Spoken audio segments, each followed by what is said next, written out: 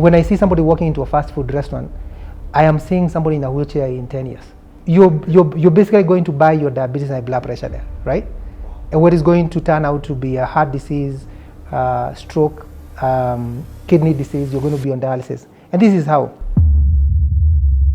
So if you look at how your chicken is grown within 3 months. That's a natural. How does it grow that fast? Steroids. So when you're giving your child that chicken on a daily basis, what are you feeding them? Steroids. Do you know the side effects of steroids?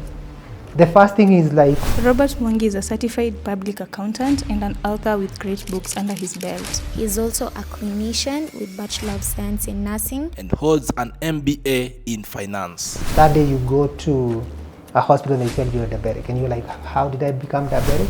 Yeah, because you've been eating things that are processed. There is no juice, and I can tell you there is no juice that is healthy.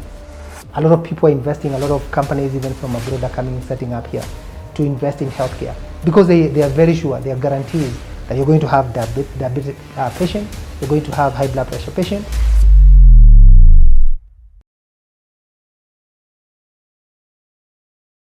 This episode has been shot at Wojo, a premium co-working space located at Makua Hotel, Upper Hill, Nairobi.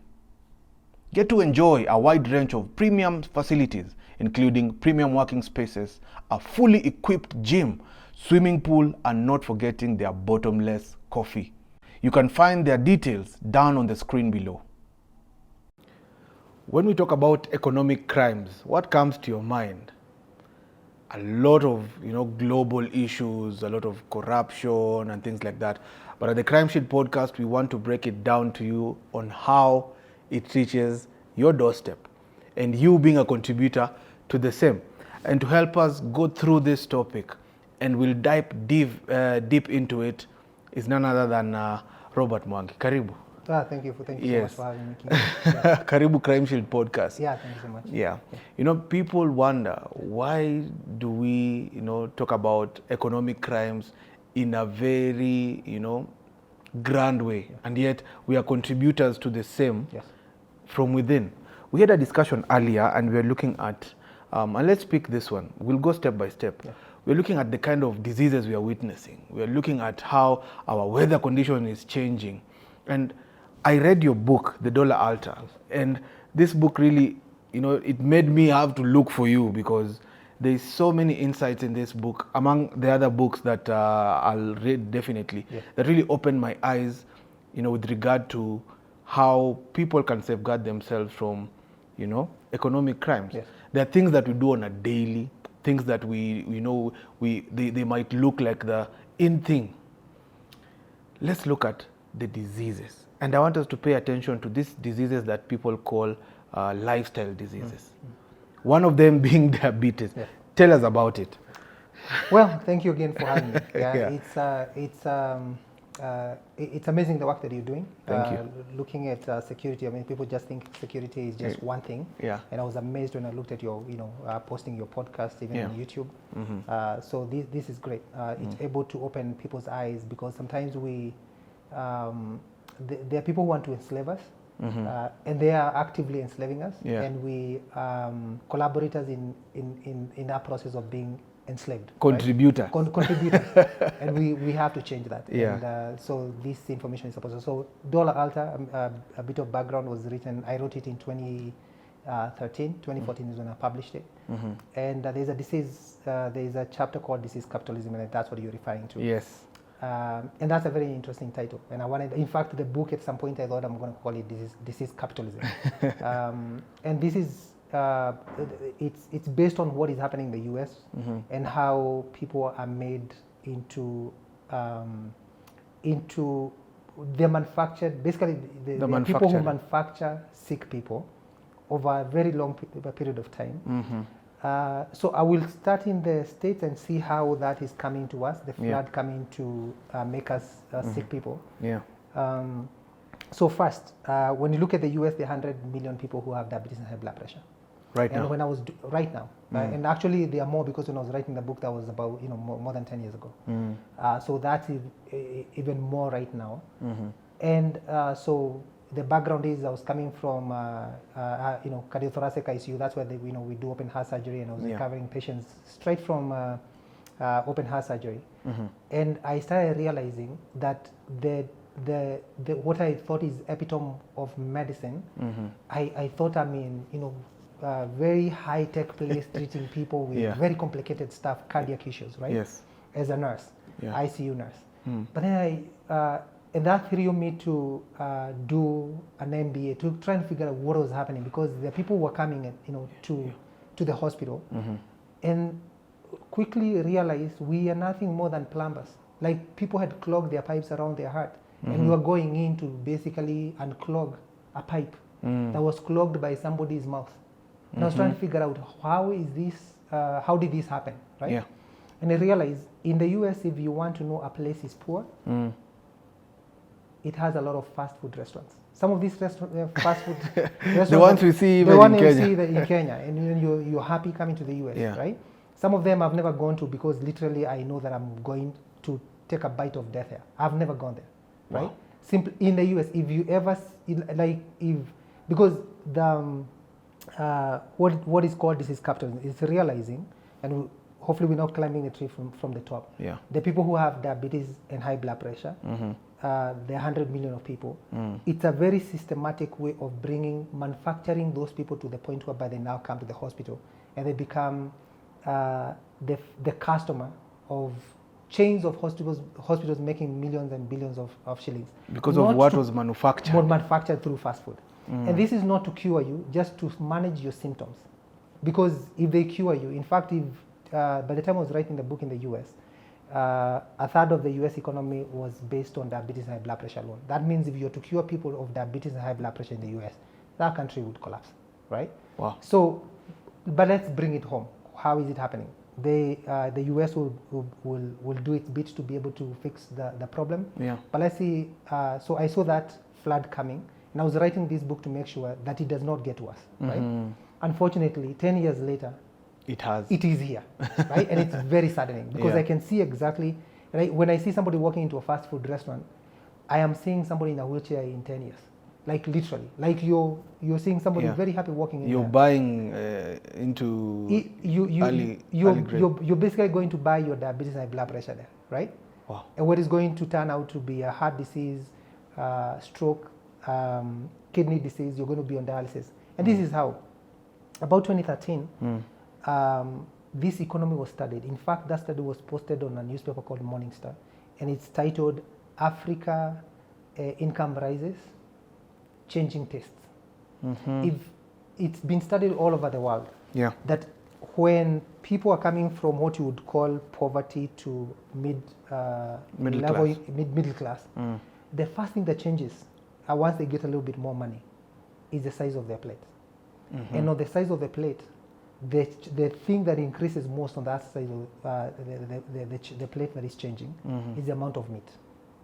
So people were being advised, investors were being advised that Africa want more meat, want fast food, and this is how you can be able to make money. So all of a sudden, from the entire supply chain, you start seeing certain manufacturers of tractors coming to this country. Yeah.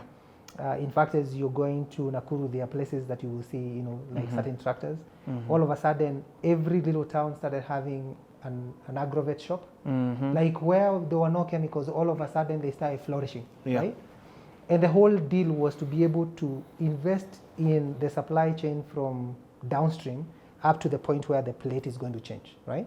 Okay. And this is where we come to the plate. So if you look at how your chicken is grown within 3 months. That's a natural. How does it grow that fast? Steroids. What are steroids? So if somebody is trying to lift weights to gain muscle, what do? They take steroids. Yeah. So done in small doses, it may be helpful, right? But it's actually very risky. It's also some of the things that are banned when people are doing athletics and stuff, right? So, and this is the thing. So when you're giving your child that chicken on a daily basis, what are you feeding them? Steroids. Do you know the side effects of steroids? The first thing is, like, all of a sudden you're seeing little kids who from the outside they look like men, but their voices and their flat chests are telling you what? They're kids. Why? Because on a daily basis, we grew up thinking, a lot of majority of Kenyans, we're coming from a generation that was, grew up in poverty, and me thinking that I made it. We think that we're going to, what tells me that I made it is the amount of meat on my plate, right? And so for that meat to be supplied naturally on my plate, because of the bigger size that has increased on my plate, it has to be grown naturally with steroids. So one of the side effects of steroids makes you hungry. So you keep more you eat, the more you eat. So the more you eat, the bigger you become. They have to tell us in the comment section, has this happened to you? You go to a fast food and the more you eat, after 30 minutes, you're still hungry. You'll tell us. And that's exactly what happened, because the side effects. So if, let's say, a doctor prescribed you steroids for whatever condition, somebody who has back pain, has certain inflammation in the body, you're prescribed in a good way steroids. One of the things that you're going to have to deal with is basically you're hungry all the time. And so the reason as to why they give this chicken steroid, so that the chicken can be hungry all the time, so that constantly, if you go to some of those farms, the light is always on day and night, so that the chicken can continue feeding day and night, right? But then that steroid is transferring to who? To you. The other thing it does is immunosuppression. So that means you're likely to get a lot of infections. So if it's a child, you're always in the clinic. The child already is at risk of getting diabetes, what we call juvenile diabetes. By the time they're 13, you're being told that your child has what? Has diabetes. And diabetes is nothing more than basically having adipose tissue, meaning you're putting layers of fat tissue from the chicken that is grown very quickly, as it's called fast food, to give you fast diabetes, right?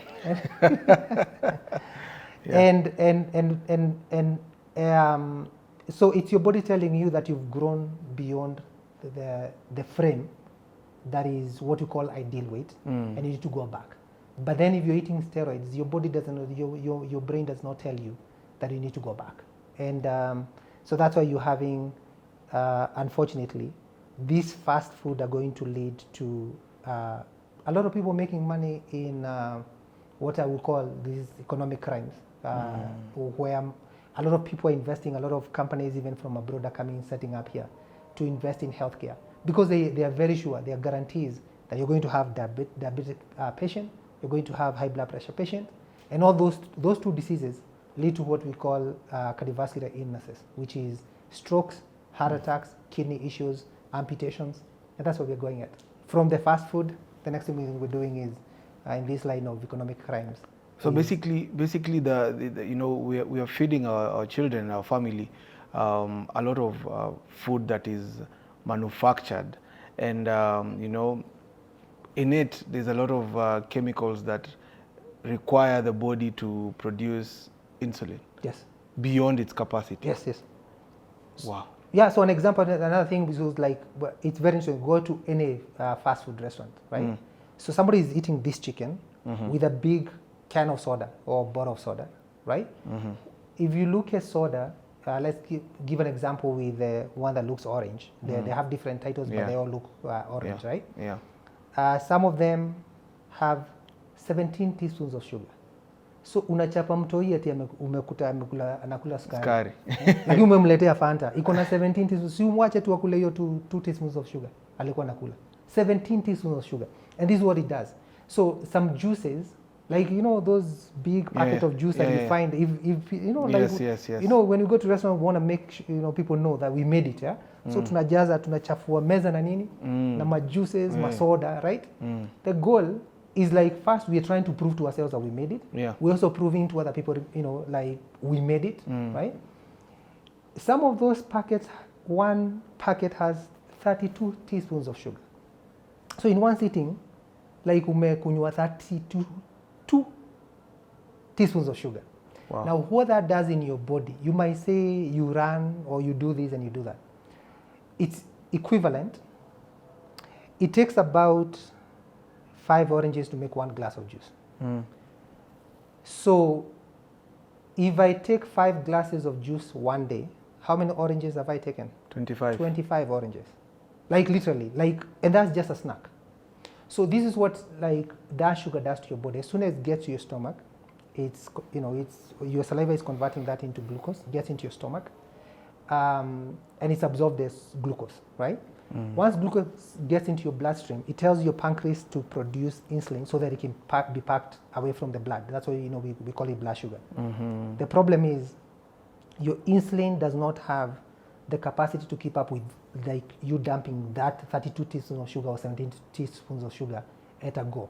So it keeps up for a little bit, right? It's kind of somebody telling you to fill up a glass with saliva within 1 hour. Are you able to do that? Wow. That's what you're asking your pancreas to do. So it's able to push itself. At some point it says, you know what, I've done enough, I give up. That day you go to a hospital and they tell you you're diabetic. And you're like, how did I become diabetic? Yeah, because you've been eating things that are processed. There is no juice, and I can tell you there is no juice that is healthy. We say that juice is healthy. Eat the fruit. There's a reason as to why most things that are sugary are packaged in bulk. So say if it's an orange, you have to chew the orange and it has bulk there. If it's an apple, if it's a sugar cane, you have to chew. I mean, how many sugar canes can you eat, right? Yeah. So the goal is that this sugar, even though you need it in your body, it releases in your body slowly. And the stomach is able to know that it has had enough because of that fiber that is left there. Yeah. It stretches your stomach to make your brain know that you've had enough. So you're able to stop. So you cannot eat more than 5 oranges in one sitting. But in terms of juice, you basically just gallop that in a second. And that's why you're eating. So we are overeating because the food is coming. So when you say processing, in form that is not natural, and the body is overwhelmed by the amount of sugar that we are throwing at it. In essence, we are the contributors to this economic crime. Yeah, because at the end of the day, somebody is benefiting somewhere. Yeah, somebody is benefiting because, like, they are, in fact, you will be shocked at the psychological wars that goes on for somebody to want you to go to a fast food restaurant. Most fast food restaurants in the world have these colors, red and yellow. That's by design. Those two colors mixed, they make your brain think that you're hungry. So you're literally, somebody is poisoning your mind to think you're hungry. If you look at, like, very nice food, that's the color of very nice food. Like, people will go at length in this world to pull money out of your pocket by making you sick where they're making money. A potato chip, and this is in the US, is designed to sound like the sound of a fresh apple crashing between your teeth when you eat it, so that your brain thinks that you're eating something fresh. Those are some of the psychology that is being used in colors, in sounds of how this food. That's how some of this chicken, you wonder, it's crunchy. Why is it crunchy? Because as your brain is munching on it, you're thinking that you're eating something. Your brain thinks you're eating something very fresh and very healthy. So you eat more of it. And that's how we are contributing. We are helping people to enslave us with these economic crimes by making, and over time we obviously become sick. And that's what we have to be aware to stop it. We have seen, especially in the younger generation, we've seen a lot of people embrace, especially the ladies, they embrace a lot of, makeup, looking good and things like that. A lot of advertisements out there, identity in terms of people not appreciating that they're enough. And the reason why I'm going that direction is because I feel the makeup industry as well can be a contributor to this economic crimes. Yes. What are your thoughts? So again, background is like in the US, 78, and the reasons to I use that is it's kind of what unfortunately capitalism sometimes is. The worst side of capitalism is where people will mess with your self-esteem, just like the way we're seeing with psychology. They go using colors, they're using sounds of bad food to sound like it's tasting good.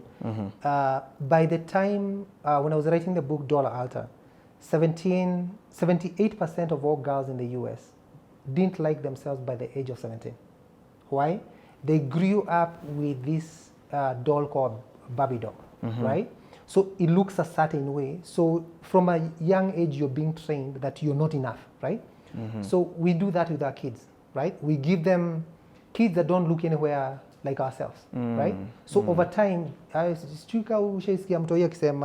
like, how comes I'm not clean? Because they're looking at the doll and they're thinking that there's something wrong with their skin, right? So constantly, the calendars that you put in front of them are constantly telling them that there is something wrong with you, right? And for the baby girl, right, for a girl child, Yeah.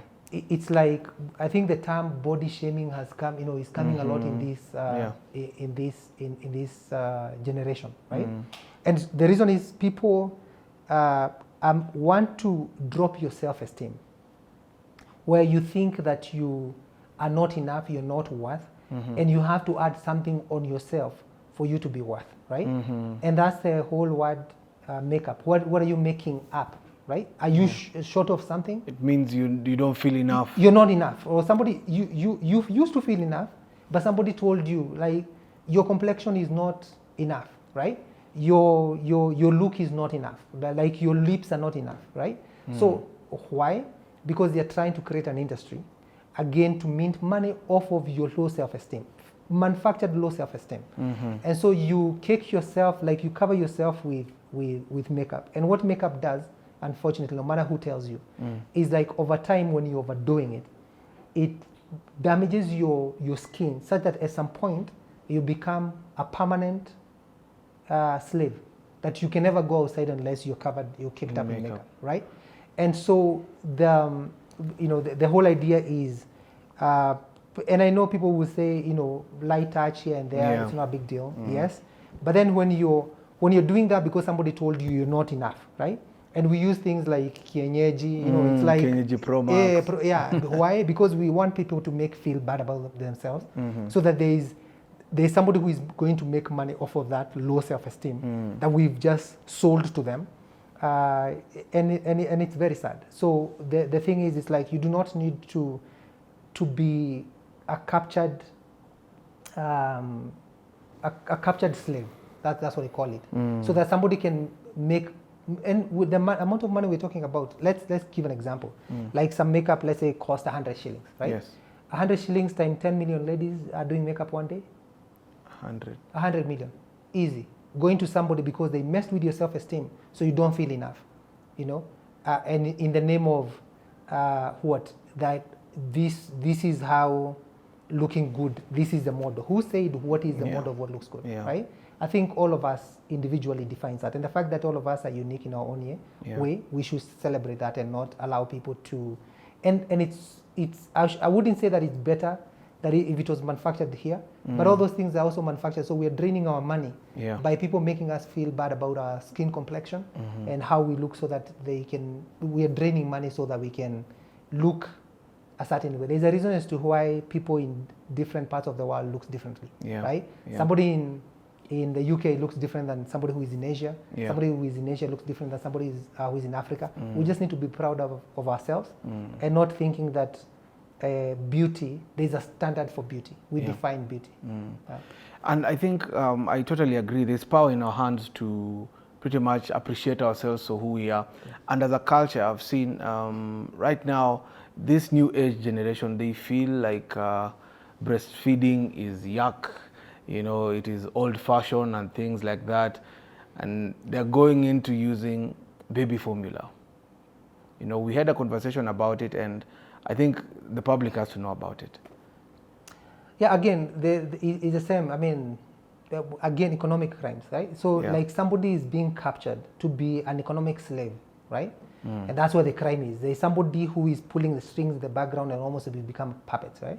So the whole idea, Gen Z and millennials and Gen Zs, the whole idea of breastfeeding has become, it's almost like a disgusting thing, right? There's a certain way like I'm supposed to look, right? Unfortunately, there are two things that is coming up with this, right? So somebody is trying to create a market for formula that they know that they're going to have a guaranteed, let's say 1 million people in Kenya every year who we discourage from breastfeeding by selling them a certain image is what's supposed to be a model image, right? And when a child is not breastfed, there's certain immunity that child does not get. Breast milk comes with certain immunity, right? So such that if that child does not get that immunity the first 3 months of her life or his life, that child is going to always get certain infections, right? So first, we again, I guarantee that these kids will always be in some pediatric clinic somewhere. So we are manufacturing some patients in kids. Secondly, this formula is not being given for free, right? Yeah, you buy it. You're buying it. So if we were to say that on a week you're using 500 shillings for formula, and you're talking about 1 million mothers, how much is that in a week? That's 500 million. So somebody is creating that market by discouraging you to do that which is natural, so that they can be selling you that which was already free and so powerful that immunity is transferred from a mother to a baby through milk. And so you become an economic slave. And there's somebody who in the background is designing that mind in you to think that certain things are disgusting. Wow. And we are collaborators in our own enslavement. And active contributors. Active contributors of our own enslavements. And the awareness will help us to stop some of these things. Yeah. Again, and I keep saying, it will not make it better if we were producing it here, but it's even worse that formula is coming from where? So we are draining that 500 million outside every, and that's my thing. So I've written Money Circles, which is, like it's almost like a series of these books. Yeah.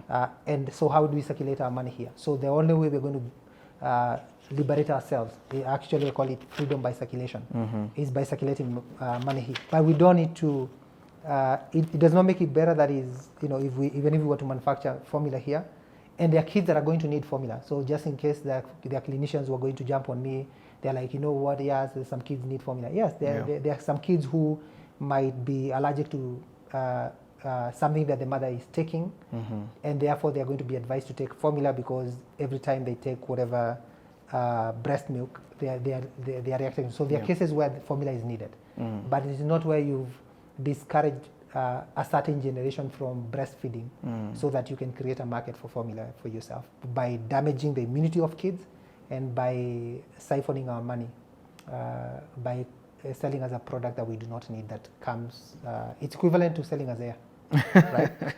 What is given free now, we put it in we put a price tag to it. Yes. There's been a huge bubble, from 2023, about matters to do with climate change, carbon credits, and things like that. I feel the discussion we had before this interview, it's important for people to understand the choices that they have and the power that they have at their hands. Case in point, we saw some weird kind of weather, during the beginning of the year and sometime last year. Yeah. Rains that were not even predictable, and they came in form of floods. Let's talk a little bit about climate change. Well, my mind goes right to, and I tell people to Google, because some things sound so out of this world that people think it's conspiracies. Before I even begin, I think the audience should go and search weather as a weapon or rain as a weapon and see what is going to pop up, right? Yeah. So rain is used as a weapon or to create crises in some places where you want to confuse a government to be concentrated on a crisis at hand, so that they do not see what it is that you're doing, right? And it's interesting that you noticed that rain was weird. It was weird. Like nobody. I mean, it's like nobody has ever seen that kind of. It just floods from nowhere. And the next day it's gone. Like the next week it's almost like it never rained. Yeah. So it's very easy to what is called cloud seeding to make it rain. So you just need to have an airplane flying around with what is called silver iodide or dry ice. That means solid carbon dioxide. Okay. And that will start seeding clouds, and that will propagate clouds all over, probably the size of 3 countries. So you can start it in one corner, and you make it rain in the entire of East Africa, right? So some of these things are not far-fetched, and here I know we as individuals, we are not, there is nothing we can do. Yeah. But it's for government officials to realize, when there are people who are coming to help you solve certain crises in this country, not realizing that they actually caused that crisis. They're the cause of the problem. They're the cause of the problem, right? Economic crime. Why? Yeah. Either because there's a deal they want you to sign, and so, or there's certain things need to be structured in a certain way. So they would come in the name of aid. When people are helping people, they feel like, so and so is so good because also this. country A, B, C is very helpful because they came to help us in the time of crisis, not realizing they're the ones probably who caused that crisis, right? And so that's one. And it's not to say that climate change does not exist. It's just weather is not climate. Yeah. Weather is what happens. So we are saying that happened for a very short period, and then the following week it's almost like it was never raining. In fact, it got so hot. Oh, yeah. So it's almost like the opposite. Yeah. It's realizing that weather can be controlled, and you'll be shocked. In some countries, weather is used. If you look at it, and that's like some places when they're drought, like in Texas, when you have a lot of meat production. That's why you have cowboys in Texas, right? They'll make it rain, so that's probably for a good cause, right? They're making it rain so that they can be able to produce to produce more meat. But other places, people will use rain to suppress voters, so that if you're my opponent in politics, and I know what is your stronghold, somebody will just have silver, an airplane flying around with silver iodide to make it rain in your stronghold to suppress voters, because that day when it's raining, voters are not going to come out. And it's been used that in other countries. So it's for our audience and listeners to realize that this is not conspiracy. It's that when we need to realize the whole idea is that people who want to capture this market, and they will use any means necessary to capture this market, what are you're calling economic crime. So they're causing a crime in terms of a crisis using that.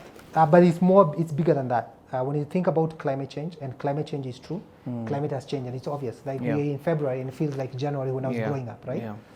But it's to figure out, there are people who will also take advantage of a real thing like climate change, and to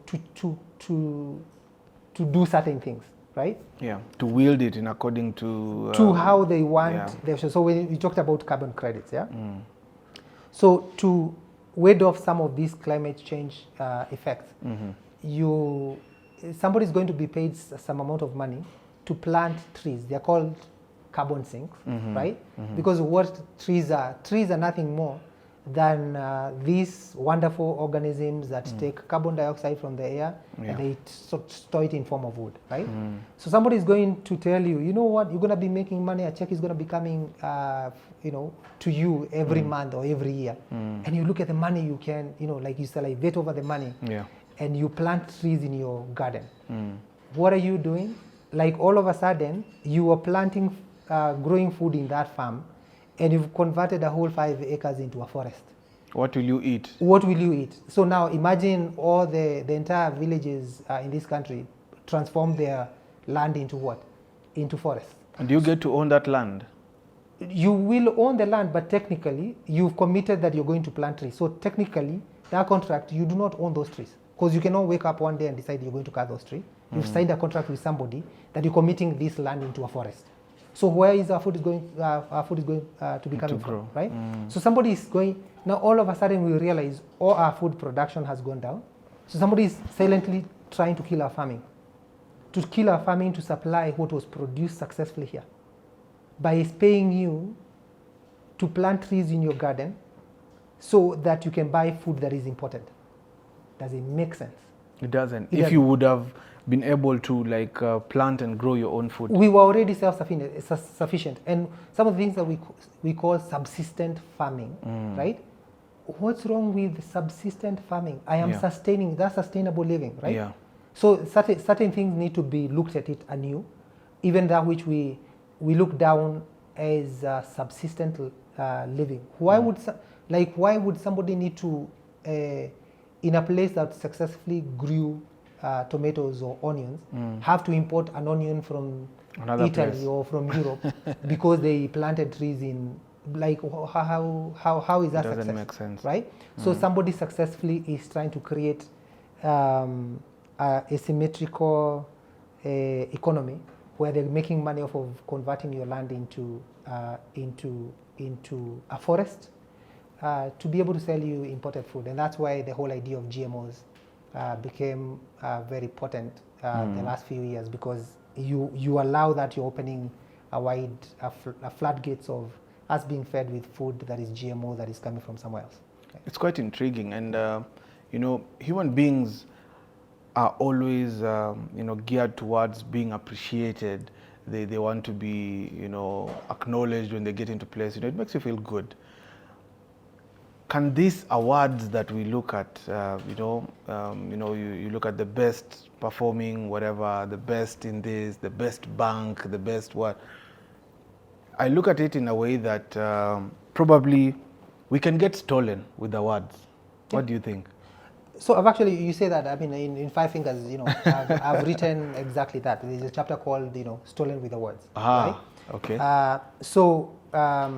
It's very interesting. You look at some of these awards are designed, let's go back. What is our background? So we grew up in a culture, and especially me and you, millennials, and I think that probably stopped with CBC, which is a very good thing, that they're not ranking kids, ranking schools. Yeah. Right? It was the best school, the best child, the best in math, the best in what, right? So it was always competing against each other. Yeah. So we grew up in a culture, and a certain generation, and I would say 50% of this country, like people who above 25, right? Or probably above 20, were grown up in an economy, or were cultured in socialized in an economy where number one, number two, number three, it means something, even when it's supposed to mean nothing, right? Yeah. So that's our culture. And I say the first four letters of the word culture is what? C-U-L-T. It's a cult. So we're grown up in a culture of competition, in a cult of competition, right? And in that cult, this is what happens. So somebody study us from outside, they realize if I need to access a certain governor, I just need to say the best governor in Kenya. And all that you're looking for is to be able to get what? One-on-one attention. One-on-one in him, because you're the one who is. There's one time there was the best governor in Africa. How do you even measure that? And a guy basically flies to Nigeria to go, I think it's either Nigeria or Ghana, to get that award, right? How do you even rank the people? It's simply to access the power. Or somebody will do that to access a banker, the best banker in Africa. How do you measure that, right? It's some of these things is because there is, let's use a bank for example, right? And it's that Stolen with Awards comes in different configurations. It's either an award, or you're going to be selected as a keynote speaker in a very, huge gathering of economists in the world, happening, someplace in New York or Tokyo or whatever it is. Living a posh life. In a posh life, in a presidential suit somewhere, you're going to be given a presidential suit. And you're thinking they're recognizing me. What you don't realize, you have information that they're looking for. And there are people, there are analysts that they are gathering that information that proprietary information that you should never release to anybody, right? But you're thinking you want it, you became, they are recognizing me. You started very small and now it's my time to shine, right? Again, from which cult? The cult number one, number two, number three, right?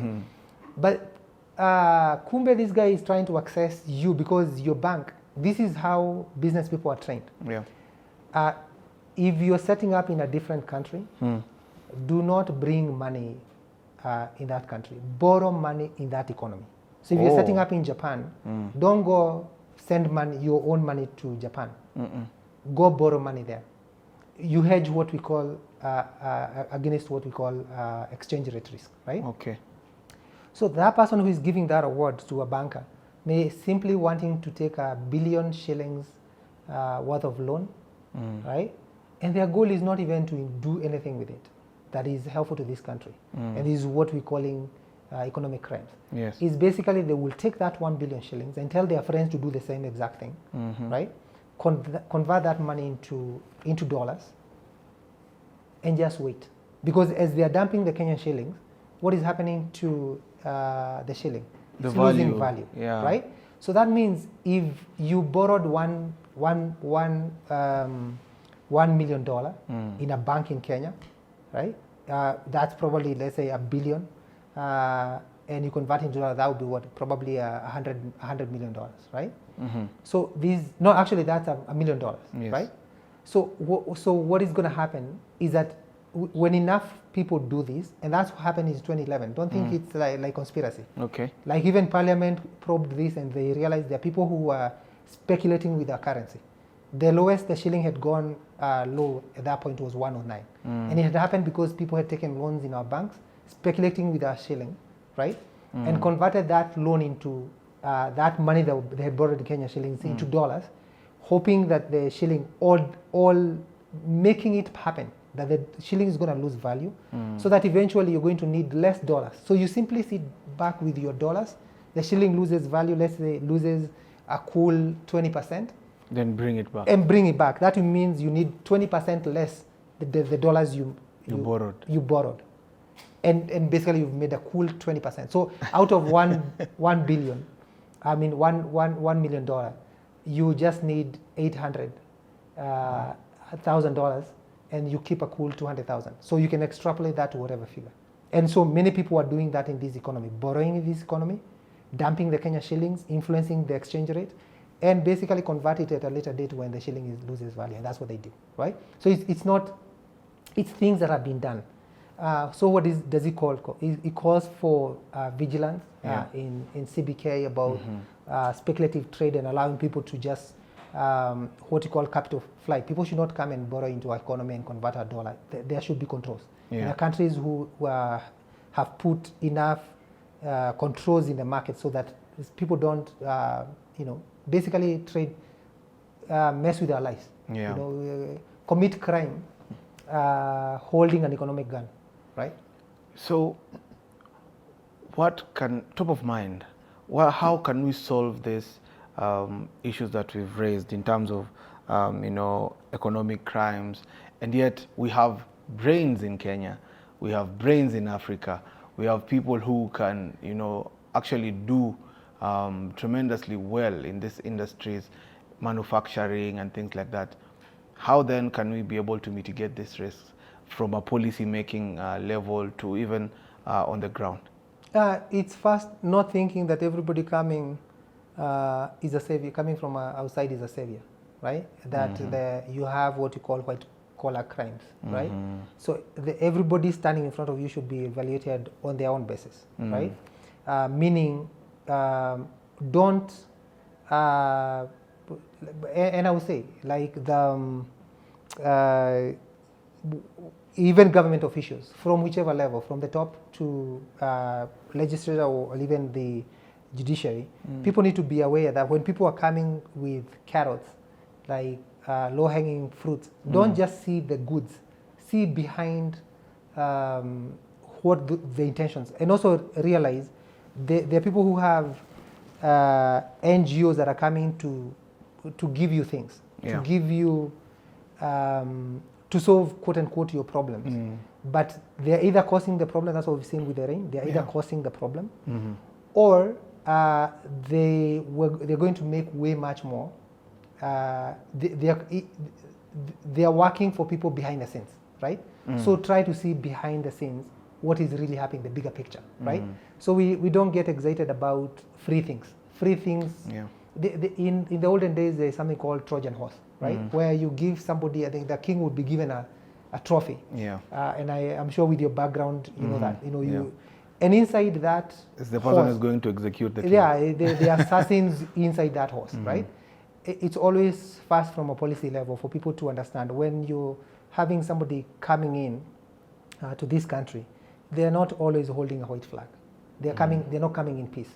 They're coming to commit crime, economic crimes. And we need to evaluate every gift, every recognition, every donation, every proposal. We have to look at it on its own merit, not just accept things because somehow we presume tumeangukia, right?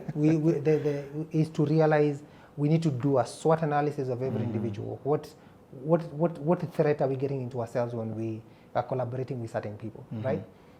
So from a policy level is to be completely aware that there are a lot of things that are happening.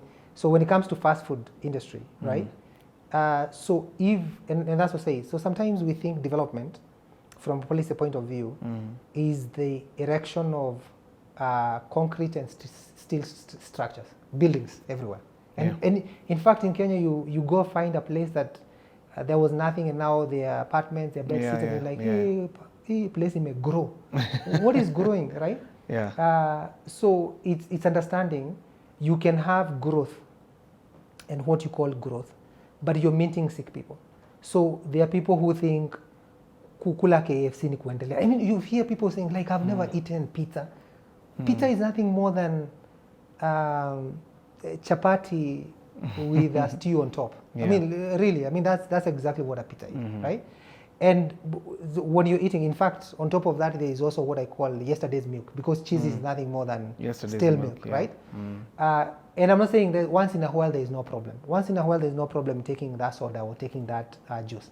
Yeah. But when you make it a lifestyle, and on a daily basis, these are things that you're doing. Yeah, you So don't part of cook, the you just buy. Yeah, so part of the solutions, we don't need to wait for people, like in New York, they were trying to tax soda so high, like because diabetes had become such a problem to the government, because the people that were getting very sick with high blood pressure, diabetes, with their resultant cardiovascular issues, including strokes and heart diseases and kidney disease, could not be able to pay for that, and the government was having to go back to taxpayers' money to pay for their illnesses. Yeah. So they started taxing soda so high. We don't need to wait to get to that point. There are certain things that need not to be done on a policy level.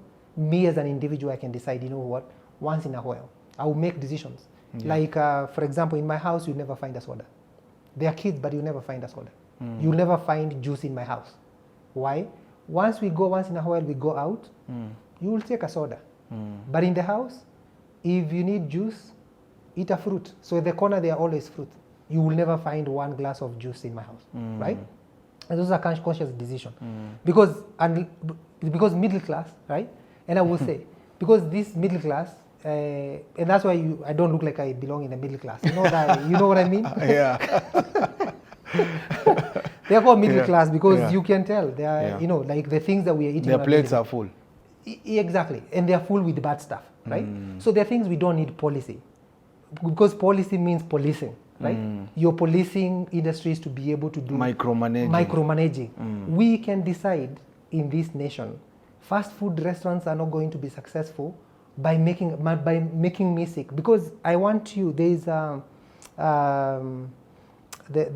interesting, was like a chapter I've written here on money circles and president advice about how, at the same time, some of this fast food, because I always have to go back there, you know, like we are draining our money. They even tell you on their name they are not from this country. Yeah. Because K is not for Kenya, right? I mean, I'm just saying, right? Or Kakamega. Or Kakamega, right? So the thing is, it's like you're doing two things. Yeah. You are allowing yourself to be manufactured a diabetic, a stroke patient, heart attack patient in the future. At the same time, this money in a quarter, once you spend it in this restaurant and in that restaurant, where does money go? Abroad. So you're literally killing yourself twice. First, economically. You're killing yourself. And you're going to be killed because you presented yourself as a patient 10 years from now. So as you're eating that burger, right? As you're drinking that smoothie, as you're drinking that taking that junk food, I want you to see yourself as a patient in the future. And I'll tell you, some of these things, I will use a personal example. When I was 21, and that was not yesterday, I had high blood pressure, right? 21, high blood pressure. And I went to the university clinic, that was outside the country.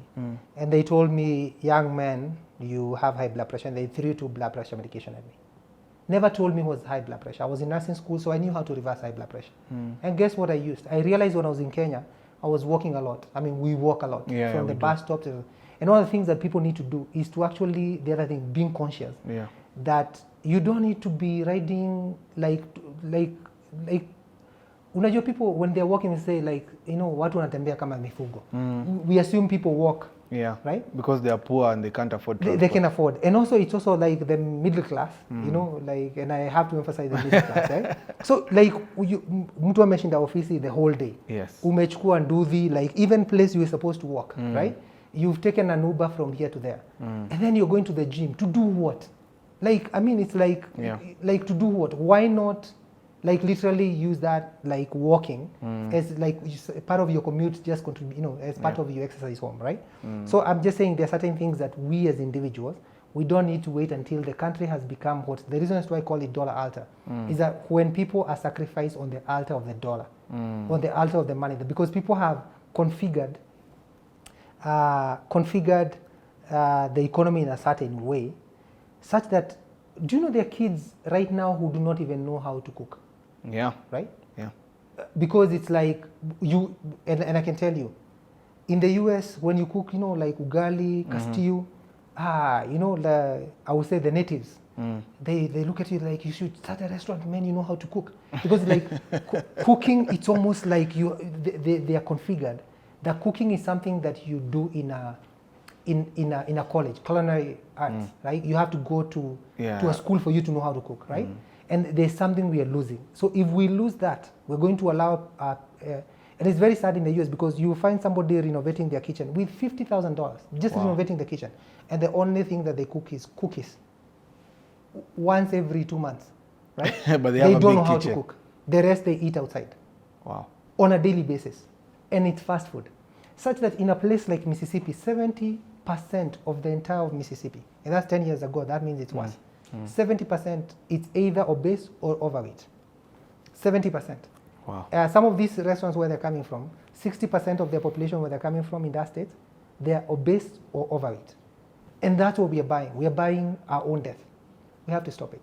We have to stop these economic crimes. So there is a place for policy, but I feel before we get there, and those people are also investing in hospitals. Find out some of these hospitals who is investing in them. Right? Because they have seen from the plate. Remember we started this conversation from the plate? Yeah. The next place is diabetes, high blood pressure, and heart diseases and cancer. And we've not talked about cancer. Yeah. Cancer is related with these aggravates. That's where the cancer is coming from. There is something called glyphosate, weed killer. Yeah. And that's where some of our cancer is coming from. It's in our water, it's in our food, and because we are becoming modern, right? Middle class. Yeah, middle class. What happened after you realized that you are hypertensive? Yeah, so I realized, excuse me, obviously I was, like I said, I was working a lot here, and now I was basically I was using a car everywhere. I was eating junk food. I was not walking, right? So all that I did is basically start riding my bike, skating, and I knew it's going to take about 1 year. And within 1 year, didn't have high blood pressure, and that's been many years. Exercise. Simply just that, exercise. Because if you think about it, high blood pressure is related to salt, right? If you take too much salt, that can contribute into developing high blood pressure. And the food I was eating was also very high in salt, like potato chips, all these things. The way they preserve them is by having salt, right? Yeah. And you're also super happy because now you're thinking you're in the land of eating junk, like junk food is the thing. Like the thing. Like you don't realize you're eating diseases, right? Yeah. For me, very quickly, I knew that I'm on a wrong path. I revised that by simply started exercising. I was saying salt contributes to high blood pressure. The way you get rid of excess salt in your body is by exercise, because when you sweat, what comes on your foreskin? Salt, right? And that's how and within 1 year, I would say I reversed high blood pressure. You can reverse it including diabetes, and maybe another time we're going to talk about that. Yeah. Right? But you can just tell them how to do it, because I'm sure they'll ask. Okay, so it's actually, so we think about diabetes, right? Again, I said earlier, it's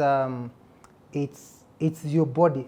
Type 2 diabetes, not type 1. Type 1 is you're born, it's called autoimmune, where your pancreas is not working either because it's been attacked by your own immune cells, or you're born while it was not working in the first place. But type 2 is where you've actually become bigger, basically, right? So you've laid so much adipose tissue, fat tissue, so you're taking a lot of sugar and they're piling up in your body as what? As fat, right? So if you look at, so that's called type 2 diabetes. And there's another diabetes we call gestational diabetes, where a mother is expectant. And we have this culture of the world overthinking that when a lady is expectant, is supposed to be eating for 2. And so the person eats for 2, even though the child is the size of an apple for 3, 4, 5 months. So you do not need to eat, so long as you're eating healthy and the minerals that you're supposed to. That is enough. The person you're eating for 2, for 6 months, they are the size of an apple. Right? And they have grown that for 6 months in the last trimester, where they start growing very fast, right? So this person eats so much, and I'm using that as an example to show how diabetes is, because it happens with expectant mothers, where they're eating food for 2, and the culture is also putting pressure, wachana na shape, wangalia mtoto. So you eat for 2, so what happens? All of a sudden, unakutana na mtu, amechange, right? But in their mind, they are taking care of the baby. But what is happening, they are over time laying what I'm calling adipose tissue. It's fatty tissue that is very resistant to insulin. So they go to the clinic, they are told, hey, mama, uko na diabetes. It's called gestational diabetes because it develops when you're expecting. Why? Okay. Because you're eating more than you should. You're becoming bigger than you ought to be. And then, lucky for mothers, when they start breastfeeding, all that fat is converted into what? Into milk. And once they reduce their size, the body gets rid of that diabetes. That's naturally how the body should get it. So basically, it's the body telling you, even type 2, you're eating more than you should. You're becoming bigger than your frame is supposed to hold you. We call it ideal weight. Your BMI, your body mass index. So you need to come, back to where it's ideal for you. And there are calculators online that you can be able to measure your height. I know kuna hizi vitu watu wanajimeasure. You can even tell. Yeah, 10 bob, yeah. Unajua BMI yako. So if it's above 25, unajua sasa umeanza kuelekea huko, right? Above 25. Yeah. Ukianza kwenda 18, unajua sasa umekonda, unajua nimekonda, sasa utai kwenda na huko before 18. Utabebwa na upepo, right? With this climate change, utajikuta umebebwa, right? So lazima tuangalie hapo between 18 na 25, right? So at that point, so is the body telling you need to come back to your weight, right? So in fact, diabetes and blood pressure, I call them foot and mouth disease. It's what you do with your mouth and what you do with your feet. So exercise on a daily basis. And akisema hivyo, semi too, I'm not preaching water. I think juzi I did a 5 kilometer, the other day nilifanya 10 kilometers. Siku hizi kuna kitu inaitwa steps. Ni sawa tu, like whatever you have to do, so long as you're active, right? Yeah. And you don't need to go into a gym. I think it was Kirinyaga County. Like watu wamekula, and asisemi ni Kirinyaga County, I'm just saying because it came on the news, right? Yeah. And the ladies, and I'm not saying it hasn't, you go online and find, they were telling the government there that they need to bring gyms. Sasa I'm like, so watu wamekula, you don't need gyms, you just need to wachana na kubeba, like every time you have to you're gonna do this, juu nini, tembea, right? You don't need to go to a gym. Yeah. Gym is this mind that we're creating. Economic crimes that for you to be able, I actually do not have, like in the last 10 years, I've never been in a membership or a gym anywhere. Yeah. What do? I run na huko kwa forest. You know why? The oxygen concentration na huko kwa msitu, it's higher than, you don't even get tired because there is more oxygen, you run further, so you're basically working out more. So, I mean, so by the time I was 22, I didn't have high blood pressure because I had reversed it by sweating it out. You got it. You have to exercise. I do exercise. But, yes. But, I avoid weights. Yes. Yeah, so it's more of cardio, active working out. Yeah. And me too, because that's why I need deliberate. Because ukianza kwanza kuongeza the thing is, over time, if you don't keep up with that, then it turns into fat, right? And then the struggle begins here, right? And you start becoming diabetic, right? So I like that. So it's not complicated. It's and the easy vitu, when I was like economic crimes, you don't need to be counting. Kuna vitu tunajidanganya, unanunua tu vitu wetu ni count steps. Like it tells you you're doing. It goes to an extent where more of economic crime. Yes. Somebody is so competitive. Remember, we talk about the culture. Yeah. Somebody is so competitive to an extent whereby they put the device to a baby rocker to mimic that they're stepping. So that online online wanaonyesha steps zinaenda na unakufa huku na diabetes, right? So I mean, it doesn't. So those are again, we don't make those counters, right? So why do you have to count? Your body will tell you. It's actually very simple. This is what I do. If I want to do exercise for, like brisk walking is enough, right? For I don't look at the time. I don't look at the distance. So I just basically say the time you can actually do. You say, are you gonna go? If you want to walk for 30 minutes, go 15 minutes that way. Kurudi, si lazima utarudi. Na make sure huna simu na huna pesa. That way you have to come back, right? Very simple. Kwa sababu kuna wale wenye wanaweza ipata. Yeah. So and it's and look for a forest somewhere. Like if you don't have that, cardio in the house, jumping up and down, skip rope. I mean jumping, skipping the rope and stuff. It doesn't have to be complicated. You don't need to be sign up to a gym. And now watu wa gym si haribu biashara zenu. Just a certain thing. Content. Yeah, it's just certain things We don't, I mean, not everything need to be bought, right? Yeah. Watu wakipata chance ya kuuza hewa, my friend, Watauza. wewe tutakuta matanga, lazima kuna club ya kwenda kubreak, right? I think this conversation needs another setting.